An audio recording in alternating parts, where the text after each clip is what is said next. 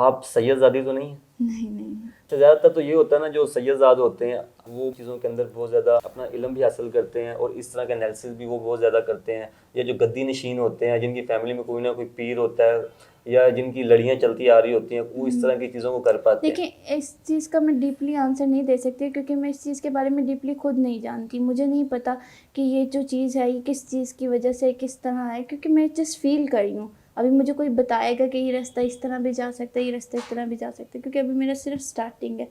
तो अगर कोई समझाने वाला होगा तो मैं उसकी बात को समझ भी सकती हूँ, लेकिन ऐसा कोई इंसान नहीं है जिसमें मैं ये कहूँ कि इस इंसान ने मुझे ये सिखाया है। अल्हम्दुलिल्लाह अल्लाह ताला ने ही एक स्किल डाली है। अब तक कितने लोगों का एनालिसिस कर चुकी हैं? मैं 3000 से ज़्यादा लोगों का कर चुकी हूँ। कुछ फीडबैक्स मेरे प्रोफेशनल पेज पे हैं और कुछ फीडबैक्स वो क्लाइंट्स मना कर देते हैं कि मुझे नहीं शो करना, तो कुछ फीडबैक्स मैं शो नहीं करती, जैसे क्लाइंट कहते हैं वैसे।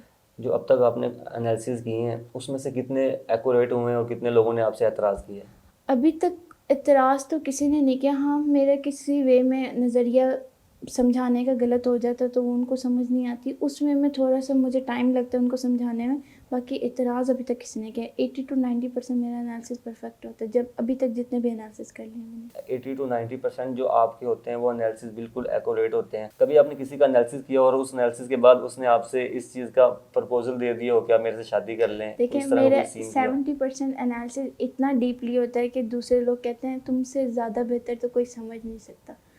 अब तुम मुझे आज समझ रहे हो, तुम सारी लाइफ समझो। तो इस तरह के बहुत से ऐसे क्लाइंट्स हैं जो मुझे ये ऑफ़र देते ही हैं। तो आपने कभी किसी का प्रपोजल कभी गौर किया हो या कभी घर वालों से डिस्कस किया हो? नहीं, अभी तक तो कोई नहीं।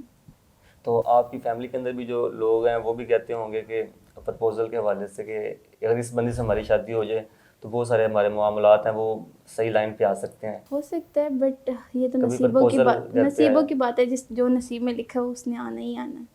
जो तो आपने कभी अपने लाइफ पार्टनर को लेके कोई स्केच बनाया हो, कोई अपना गोल सेट किया हो, इस नहीं, तरह का होना चाहिए?